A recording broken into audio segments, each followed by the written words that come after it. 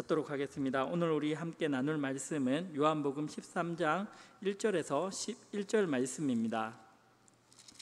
신약성경 169면 요한복음 13장 1절에서 11절입니다.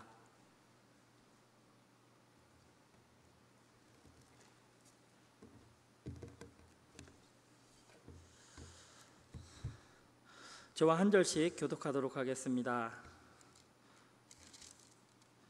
6월절 전에 예수께서 자기가 세상을 떠나 아버지께로 돌아가실 때가 이른 줄 아시고 세상에 있는 자기 사람들을 사랑하시되 끝까지 사랑하시니라. 자기가 벌써 시몬의 아들 가룟 유다의 마음에 예수를 팔려는 생각을 넣었더라. 저녁 먹는 중 예수는 아버지께서 모든 것을 자기 손에 맡기신 것과 또 자기가 하나님께로부터 오셨다가 하나님께로 돌아가실 것을 아시고 저녁 잡수시던 자리에서 일어나 겉옷을 벗고 수건을 가져다가 허리에 두르시고 이에 디아에 물을 떠서 제자들의 발을 씻으시고 그 두르신 수건으로 닦기를 시작하여 시몬 베드로에게 이르시니 베드로가 이르되 주여 주께서 내 발을 씻으시나이까. 예수께서 대답하여 이르시되 내가 하는 것을 내가 지금은 알지 못하나 이후에는 알리라. 베드로가 이르되 내 발을 절대로 씻지 못하시리이다. 예수께서 대답하시되 내가 너를 씻어주지 아니하면 내가 나와 상관이 없느니라. 우리 9절부터는 함께 봉독하겠습니다. 시몬 베드로가 이르되 주여 내 발뿐 아니라 손과 머리도 씻어 주옵소서. 예수께서 이르시되 이미 목욕한 자는 발밖에 씻을 필요가 없느니라. 온몸이 깨끗하니라. 너희가 깨끗하나 다는 아니니라 하시니 이는 자기를 팔 자가 누구인지 아심이라. 그러므로 다는 깨끗하지 아니하다 하시니라. 아멘. 기도하겠습니다. 하나님, 오늘도 우리 새벽 이슬 같은 청년들 함께 모여서 하나님을 찬양하고 예배합니다. 우리의 마음이 다른 곳에 있지 아니하고 오직 말씀 가운데 거하기를 기뻐하며 그리하여 그 말씀이 우리를 움직이시고 우리 삶 속에서 아름다운 열매가 나타나게 하여 주시옵소서. 주님이 우리의 전부임을 고백하는 마음으로 작은 예물을 드립니다. 또한 우리의 전부를 드립니다. 우리의 시간과 우리의 물질과 우리의 젊음을 주님께 드리오니 주님의 그 뜻에 맞게 사용하여 주시옵소서. 오늘 말씀을 통하여서 다시 한 번 더 하나님의 그 임재 가운데 함께하며 기뻐하며 또한 수련회 가운데 하나님 주실 그 은혜를 사모하는 놀라운 하나님의 그 사랑 안에 거하는 이 시간 되게 하여 주시옵소서. 예수님의 이름으로 기도합니다. 아멘.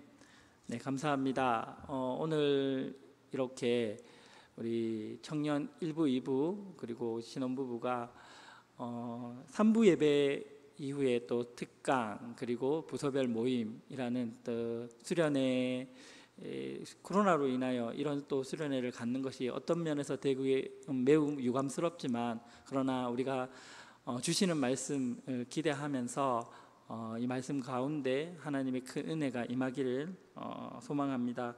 제가 이번에 저도 나름 이제 3부 예배의 수련회 말씀을 어떤 말씀을 전할까 고민을 하다가 오늘 이 말씀을 선택을 했습니다. 말씀 나누는 가운데 제가 오늘 PPT를 좀 준비를 했거든요. 그래서 제 얼굴 보는 것보다 이제 PPT 보면서 이제 방송실에서 이제 PPT 이렇게 넘겨주실 때 이제 저는 많이 안 나와도 되니까 PPT 위주로 이렇게 방송에 좀 이렇게 함께 했으면 좋겠습니다. 오늘 본문 말씀은 우리가 너무나 유명한 제자들의 발을 씻기시는 예수님의 이야기입니다. 흔히들 이 말씀을 예수님께서 제자들의 발을 씻기시는 것처럼 우리도 서로의 발을 닦아주는 그런 섬김의 사람이 되자라는 교훈으로 이해를 합니다. 그래서 수련회나 부부 세미나 이런 데 같은 데서 실제로 많이 이런 프로그램들을 하기도 합니다. 또한 심지어는 믿지 않은 자들도 이 세족식을 하는 그런 모습을 어렵지 않게 찾아볼 수 있었습니다. PPT 한번 보여주시겠습니까? 근데 이 세족식의 의미가 우리가 흔히 알고 있는 이렇게 그 두 가지로 발 씻음의 의미를 나눌 수 있다고 생각을 합니다. 첫 번째는 외형적 의미인데, 그 외형적 의미라 하면 예수님의 그 섬기는 삶을 본받는 그런 의미가 분명히 있습니다. 그리고 우리가 여기에 많이 집중되어 있고 또 많이 알고 있고 들어온 바가 있습니다. 근데 또 이 부분이 많이 부각되었기 때문에 상대적으로 좀 약한 부분이 구원론적 의미에서 발씻음이 무엇인가 하는 것입니다.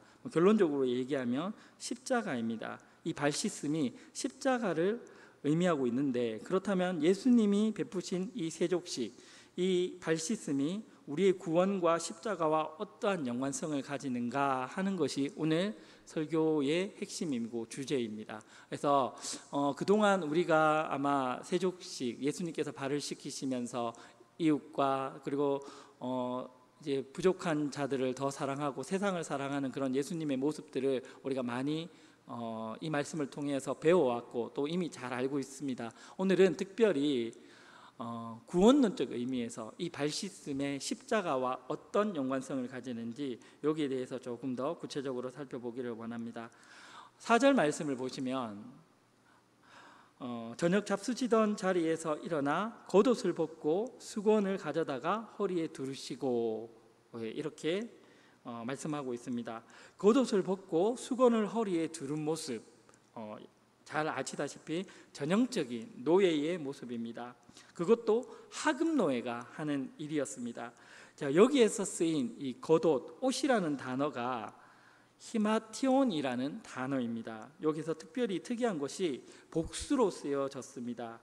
예수님이 얼마나 옷을 많이 입고 계셨기에 예수님께서 벗으시던 옷을 복수로 이렇게 표기를 했을까, 이렇게 생각할 수 있는데, 근데 이 단어를 똑같이 사용하고 있는 그런 곳이 있습니다.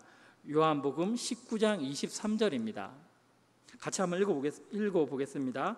군병들이 예수를 십자가에 못 박고 그의 옷을 취하여 네 깃에 나눠 각각 한 깃씩 얻고 속옷도 취하니 그 속옷은 호지 아니하고 위에서부터 통으로 짠 것이니라. 여기에서 보시면 군병들이 십자가에서 예수님의 옷을 벗기고 서로 나누어 가졌죠. 여기에서 요한은 예수님의 이 옷, 십자가에서 군병들이 나누어 가졌던 이 옷을 히마티온이라는 똑같은 단어를 썼고 복수를 사용했습니다. 즉, 이 문법적 표현을 통해서 우리가 알 수 있는 것은 오늘 본문에서 예수님께서 종되기 위해서 벗으셨던 그 옷, 요한복음 13장에서 종되기 위해 벗으셨던 그 옷과 그리고 19장 십자가에서 벗겨진 옷, 정확하게 얘기하면 벗으신 옷이 아니고 벗겨진 옷이죠. 이 옷이 똑같은 단어로, 그리고 단수, 복수 있잖아요. 똑같은 수로 기록되어 있다는 것입니다. 그러니까 요한복음의 저자인 요한은 지금 예수님의 이 세족 사건이 바로 십자가 사건과 연결되어지는 것이라는 것을 히마티온이라는 단어를 통하여서 우리에게 암시하고 있는 것입니다. 여기서 뿐만 아니라 여기서 벗는다라는, 겉옷을 벗었다라는 단어, 이 단어도 문법적으로 언어적으로 이 단순히 옷을 벗는다라는 의미만 가지는 것이 아니라 목숨을 버리다라는 이중적 의미를 가지고 있는 단어입니다. 일부러 이 단어를 채택했다라는 거죠. 옷을 벗는다라는 그 의미를 가진 단어를 쓸 수도 있는데 일부러 목숨을 버린다라는 뜻도 가진 이중적 의미의 이 단어를 사용했다는 것입니다. 정리하면 문법적으로 살펴봤을 때 예수님이 겉옷을 벗으셨다라는 것이 훗날 예수님이 십자가에서 옷을 벗으심을 암시하는 것이고, 그래서 곧 이것은 십자가의 죽음을 상징하고 있다는 것을 알 수 있습니다. 계속해서 살펴보겠습니다. 지금 예수님은 제자들의 노예, 즉 종이 되어서 허리에 수건을 두르시고 그들의 발을 닦고 계십니다. 여러분, 제자들이 어떤 사람들입니까? 그들은 주님께서 땀이 피가 되도록 그렇게 기도하시는 그 곁에서 잠만 자던 그런 자들이었습니다. 그리고 심지어 예수님이 그 자신의 십자가 죽음을 이야기하는 그 자리에서 누가 더 크냐를 서로 다투던 그런 사람들이었습니다. 그런데 주인 대신, 그들의 스승 대신 예수님께서 그러한 자들을 위해서 겉옷을 벗으시고 수건을 허리에 두르시고 땅에 무릎을 꿇으신 것입니다. 요한복음 13장 15절 이렇게 말씀하고 있습니다. 우리 같이 한번 읽도록 하겠습니다. 13절에서 15절입니다. 너희가 나를 선생이라 또는 주라 하니 너희 말이 옳도다. 내가 그러하다. 내가 주와 또는 선생이 되어 너희 발을 씻었으니 너희도 서로 발을 씻어주는 것이 옳으니라. 내가 너희에게 행한 것 같이 너희도 행하게 하려 본을 보였노라. 아멘. 여기에서 이 본을 보였다라는 이 말을 두 가지 의미에서 생각할 수 있습니다. 아까 전에 얘기했던 똑같은 원리인데, 첫 번째 외형적 의미에서, 그러니까 본을 보이는 것, 너희가 예수님처럼 이렇게 섬기는 삶을 살아야 한다라는 그런 의미. 그리고 두 번째는 구원론적 의미에서 십자가와 연결하여 생각할 수 있습니다. 여러분, 예수님은 하나님이십니다. 지극히 높으신 분이시며 영광 그 자체이십니다. 그런 예수님께서 종이 되신 거죠. 왕 되신 분이, 이 땅의 주인 되신 분이, 하나님이신 예수님이 자신의 제자들, 자신이 만든 그 피조물 앞에서 종의 모습으로 내려가신 것입니다. 여러분, 무엇 때문에 그렇게 하셨던 것일까요? 우리 인간은 원래 하나님의 종으로 살도록 지어졌습니다. 물론 여기서 말하는 종은 강압적이고 위압적인 그 상하 주종의 관계를 의미하는 것은 아닙니다. 하지만 우리는 하나님의 말씀에 절대 순종하며 살아야 하는 하나님 절대 의존적 존재로서 지어졌습니다. 그것을 왕과 백성의 관계라고 하는 것입니다. 그런데 우리는 그 자리를 박차고 나가버린 것이죠. 선악과를 따먹었어요. 아담이 과일 하나 따먹은 거, 그게 뭐가 그렇게 중요하겠습니까? 이렇게 말하시는 분도 있을 수 있겠지만, 하지만 그렇지 않습니다. 피조물인 인간이 원래 있어야 할 그 자리를 이탈하여서 하나님의 영역으로 이렇게 침범한 것입니다. 그로 인하여서 하나님과의 관계, 즉 질서가 깨어져 버린 것이죠. 그것이 죄인 것입니다. 인간의 죄는 종의 자리에서 왕의 자리로, 그 자리를 바꿔 앉은 것에 있습니다. 그리고는 하나님마저 자신의 소원을 이루는 어떤 종으로 부리는, 즉 자신의 욕심과 소원을 이루기 위해 하나님조차 이용하려는 그런 모습을 보이고 있는 것입니다. 그것이 우리 인간의 죄입니다. 우리의 모습인 것이죠. 본문을 통하여서 주님이 우리에게 원하시는 것은 단순히 이웃의 발을 씻어주라는 그런 섬김의 수준을 이야기하는 것이 아닙니다. 주님 당신이 종의 자리에 내려가신 것처럼 우리도 그 자리까지 내려가야 된다라는 것을 말씀하고 있는 것입니다. 여기에서 본을 보이셨다라는 말씀은 바로 그런 의미입니다.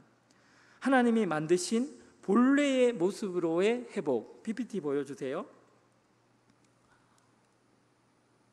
네, PPT가 안 넘어갑니다. PPT 좀 넘겨주시면 감사하겠습니다.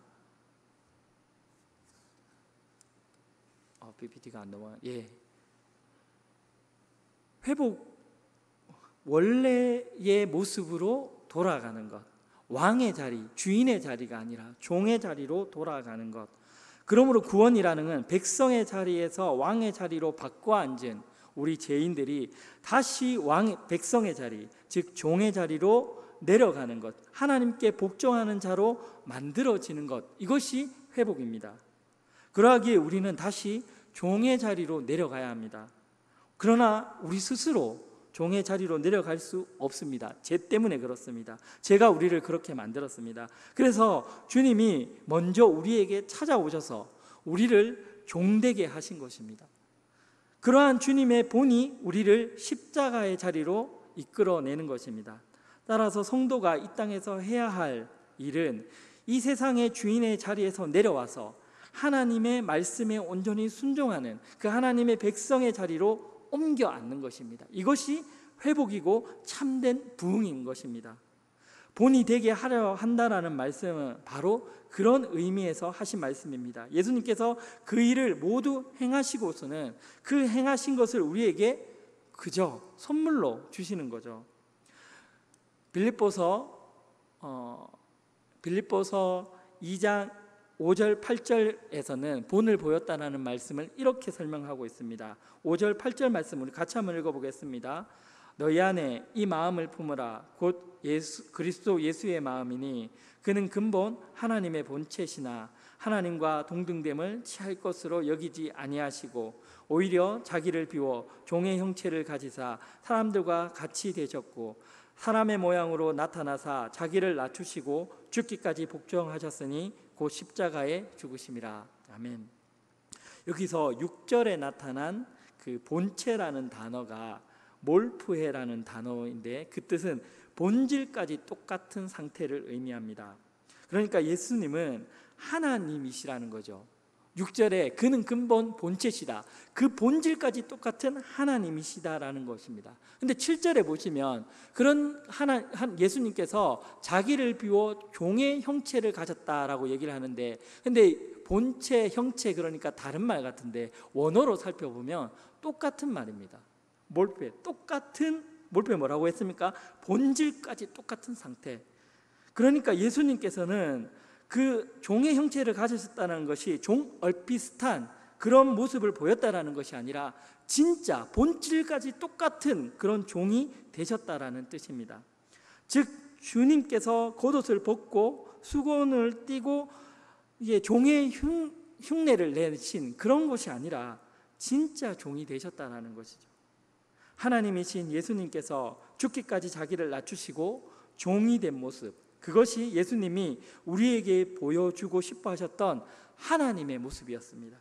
또한 그 하나님의 사랑이 더욱 구체적으로 우리에게 보여진 곳이 바로 십자가입니다. 예수님께서 종의 모습으로 십자가를 지신 것은 그 하나님을 보여주신 것이고, 우리로서는 불가능한 그 종의 순종의 삶을 예수님께서 이 땅에 종의 형체로 어떻게 사셨는지를 우리에게 보여주시는 것입니다. 그러므로 예수님께서 종의 모습으로 발을 씻기시는 것은 단순히 우리 매일매일 그렇게 짓는 그 자범죄에 대한 회개를 의미하는 것이 아닙니다. 여기에서 발을 씻는다라는 것은 우리의 구원을 위한 십자가에서의 제사함을 의미하는 것입니다. 조금씩 연결이 되시나요? 조금 뒤에 가면 자세하게 더 연결이 될 수 있습니다. 조금만 더 집중해 주시면 감사하겠습니다. 예수님께서 종의 모습으로 제자들의 발을 씻기려 이렇게 하자 베드로가 절대 그럴 수 없다라고 이렇게 예수님을 말리죠. 그때 예수님께서 내가 네 발을 씻지 않으면 너와 내가 상관이 없다라고 말씀을 하십니다. 그러자 베드로가 그러면 손과 머리도 좀 씻어달라고 오발을 하죠. 어떻게 감히 종의 모습을 자처하신 스승의 섬김을 한두 번의 거절 없이 그렇게 넙죽 받아 먹을 수 있겠냐는 것입니다. 염치가 있어야죠. 그 베드로의 모습은 우리 동양적 사상, 특별히 예의를 중요시하는 우리들에게는 너무나 자연스럽고 또 기특한 그런 모습입니다.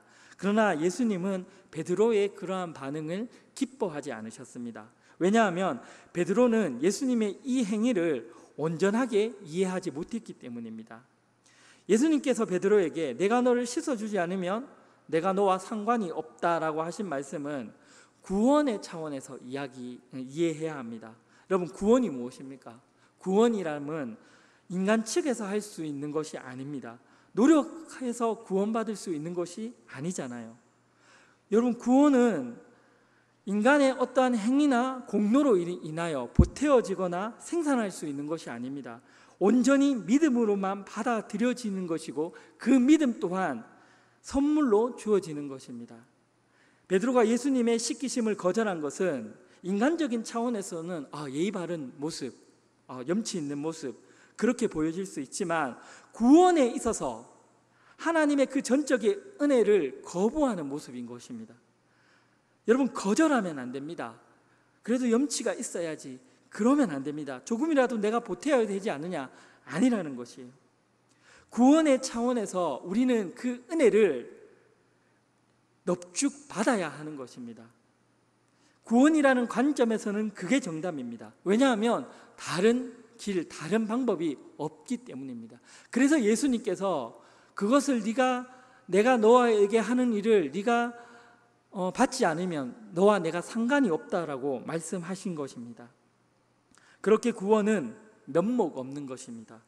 염치 없는 것입니다. 도저히 불가능하고 추악하며 파산해버린 거지 같은 존재가 값없이 주는 선물을 면목 없이 넙죽 받아내는 것, 그것이 구원입니다. 여러분, 거지가 동냥을 하면서 면목이 없어서, 염치가 없어서 못 받겠습니까? 못 받겠습니다. 이렇게 거절하는 것을 보셨습니까? 제가 어떻게 이런 걸 하면서 손살에 치는 걸 보셨습니까? 거지는 주는 대로 받습니다. 왜냐하면 생존에 관한 것이기 때문입니다. 그거 받지 않으면 죽습니다. 그래서 면목 따위, 염칙 따위 없습니다. 그런 자존심 내세우지 않습니다. 자신의 무능함과 불가능함을 알기에 내미는 손을 덥석 잡아버리는 것입니다. 우리는 거지에게서 본받아야 합니다. 구원에 있어 자신을 도움을 받지 않으면 도저히 살 수 없는 그런 자신의 무능함과 불가능을 아는 그 알을 우리는 본받아야 합니다. 마찬가지로 우리가 하나님 앞에서 도저히 불가능한 존재임을 인정할 때 우리는 그렇게 예수님의 은혜를 면목 없이 받을 수 있는 것입니다. 여러분, 바리새인들이 왜 은혜를 받지 못했을까요? 그들은 스스로 구원에 합당한 삶을 살고 있다라고 생각했기 때문입니다. 구원을 받을 자격이 있다고 여겼던 것이죠. 왜 내가 거지같이 공짜로 구원을 받아야 하느냐 하는 그 교만함이 그들을 은혜의 복음으로부터 멀어지게 한 것입니다. 우리는 하나님 앞에 파산한 거지입니다. 그것을 아는 것이 은혜라는 것이죠. 본문의 이해를 위해서 또 한 가지 우리가 알아야 할 것이 있습니다. 구원의 시제입니다. PPT 보여주십시오. 여러분, 구원의 시제가 있습니다.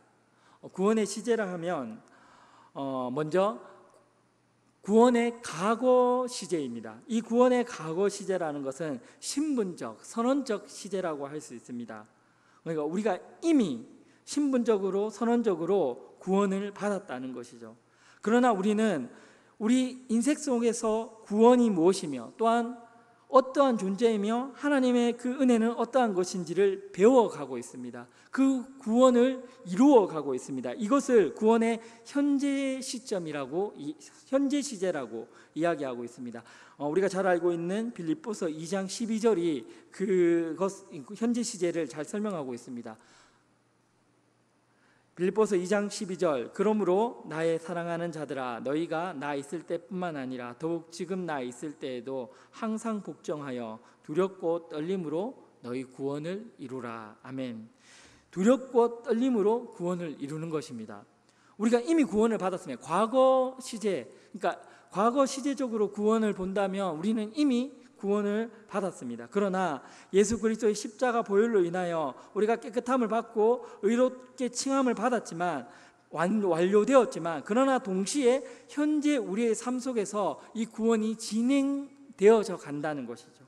그러니까 예수님의 십자가 구원은 이미 일어난 그 사건이지만 지금 현재 우리 삶 속에서 실제화되어지고 경험되어지는 그런 현재 시제의 그런 말씀이기도 한다는 것이죠. 그래서 이 말씀을 구원의 이 시제, 과거 시제와 이 현재 시제를 오늘 본문 말씀 속에 한번 적용을 해보도록 하겠습니다. 본문 말씀 9절 10절입니다. 우리 같이 한번 읽어보겠습니다.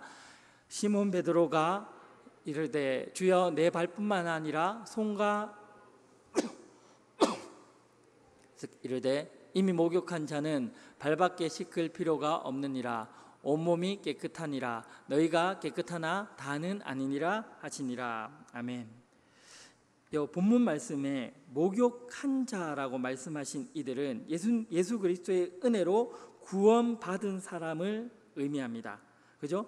그리고 이 단어가 목욕한 자, 문법적으로 봤을 때 현재 완료로 쓰였고 수동태로 쓰였습니다. 이 현재 완료라는 말이 좀 어려운 말일 수 있는데 어려운 건 아닙니다. 과거에 있었던 일이 현재까지 영향을 미치고 있는 상태라는 뜻입니다. 그리고 이 단어가 수동태라는 거죠. 수동태라는 것은 내가 한 것이 아니라 누군가에 의해서 행해진 걸 의미하죠. 그러니까 이미 목욕한 자다라는 이 말의 뜻은 현재 완료적 의미를 가지고 있습니다. 그러니까 과거에 했지만 그 과거에 했던 것이 지금까지 유효하게 진행되고 있다는 것이고, 또한 이것은 수동적 의미를 가지고 있습니다. 수동적 의미를 가지고 있다는 말은 정확하게 표현을 하면 목욕당했다라고 표현할 수 있다는 것이죠. 잘 보시면 예수님은 그렇게 목욕한 자들을 온몸이 깨끗하다라고 말씀하십니다. 자, 그러면 하나 물어보겠습니다. 발이 온몸에 들어갑니까? 안 들어갑니까?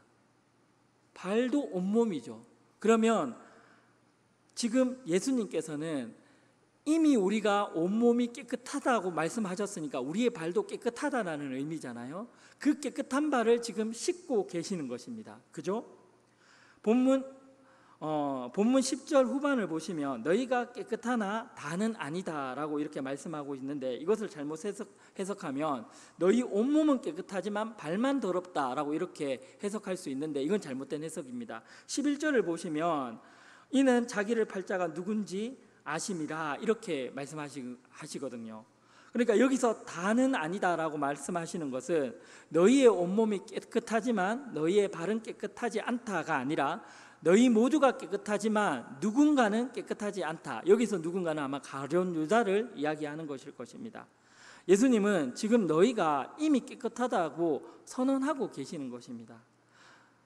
물론 우리 발도 우리의 몸이기 때문에 이미 깨끗합니다. 자, 그러니까 주님은 구원받은 자의 그 깨끗한 발을 닦고 계시는 것이죠. 자, 그렇다면 제가 세 가지 질문과 답을 하고 마치겠는데, 첫 번째 질문입니다. 자, 그렇다면 예수님은 이미 깨끗한 제자들의 발을 왜 닦고 계시는 것일까? 두 가지로 생각할 수 있습니다.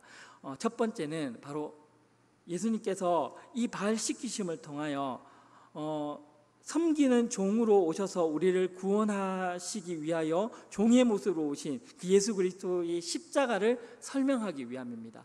또 하나는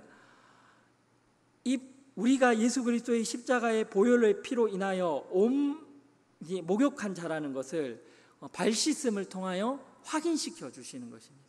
그러니까 예수님께서 발을 왜 닦고 계시냐면 십자가를 생각하라는 것이고, 두 번째는 이 발 씻음을 통하여서 너희가 십자가의 보혈로 인하여 깨끗함을 받았다라는 것을 확인시켜 주시는 것이라는 것입니다.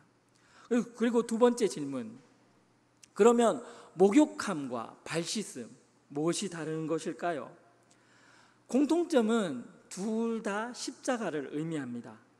구원의 차원에서 볼 때 목욕과 발 씻음 둘 다 십자가를 상징하고 있어요. 그러나 이 목욕과 발 씻음이 서로 대조될 때는 목욕은 구원의 과거 시제로서의 목욕함, 과거 시제로. 그러니까 예전에 우리가 십자가로 예수님의 십자가 보혈의 피로 발 씻음 당한 것, 그것을 의미하고 목욕한 것을 의미하고, 두 번째 발 씻음은 우리가 현재 우리 삶 속에서 계속해서 발 씻음을 해 나가야 된다라는 거죠.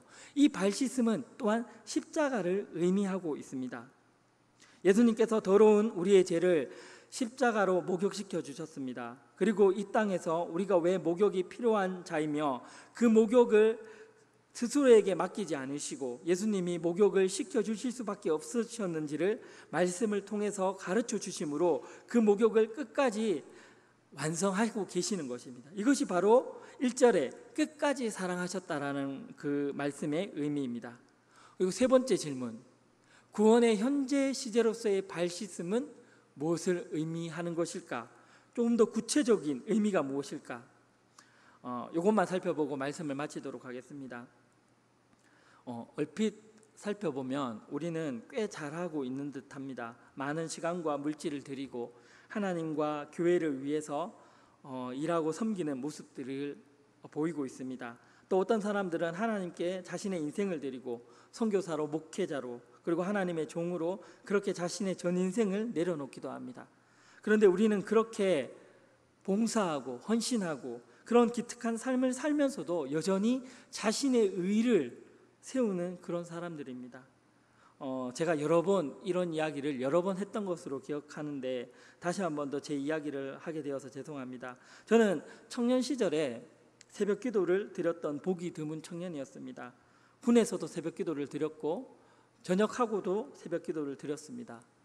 전역하고 제가 새벽 기도를 이렇게 열심히 드리니까 목사님들 그리고 장로님들께서 새벽을 깨우는 아주 훌륭한 청년이라고 많이 칭찬해 주셨습니다. 근데 청년회 때에 여러분 만할 때 뭐 또 놀다 보니까 못 갈 때가 있잖아요. 새벽 늦게까지 놀다 보니. 근데 그때도 열심히 새벽 기도를 갔었습니다. 왜 갔었을까요? 목사님과 장로님들께 눈도장 이제 찍으러 간 거죠. 그리고는 다시 집에 돌아와서는 하루 종일 퍼자는 것입니다. 결국 저는 저의 의를 위해서 새벽 제단을 쌓았던 것입니다. 우리는 알게 모르게 우리의 의를 챙기는데 너무나 능숙합니다. 교회에서 봉사를 하고 여러 직분으로 섬기고 심지어는 예배를 드리고 기도하는 것조차 온갖 선한 것조차 내 의로 챙기는 데 너무나 우리는 능숙합니다. 제가 어떤 사람의 명함을 봤는데 그 명함에 이런 프로필이 있더라고요. 40일 금식 기도 몇 회, 성경 봉독 몇 회, 그런 것들을 명함에 쫙 써놨어요. 우리는 그런 사람들이라는 것이죠. 여기에서 가장 취약한 게 저 같은 이제 목회자들입니다. 가장 은혜에 가까이 있으면서도 자기 의에 빠져들기 쉽습니다. 누가 설교에 은혜 받았습니다 그러면 막 이렇게 희죽희죽거리다가도 반대로 조금만 안 좋은 일이 있으면 내가 주님께 이렇게 충성하였는데 내게 왜 이런 일을 허락하십니까? 그러면서 의기소침하고 섭섭한 마음을 가집니다. 왜 그럴까요? 아직 저의 의가 죽지 않았기 때문입니다. 내 속의 자아가 시퍼렇게 살아있기 때문입니다. 현재 시제로서의 발씻음, 바로 십자가 지는 삶입니다. 바로 자기를 부인하는 것입니다. 내 의가 아니라 주님의 의로 살아야 되는데 우리가 행하는 그 모든 것들로 나의 의를 챙기는 것입니다. 그래서 갈라디아서 2장 20절은 이렇게 말씀하고 있습니다. 같이 읽겠습니다.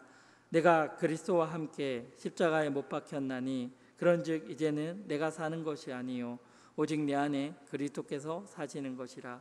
이제 내가 육체 가운데 사는 것은 나를 사랑하사 나를 위하여 자기 자신을 버리신 하나님의 아들을 믿는 믿음 안에 사는 것이라.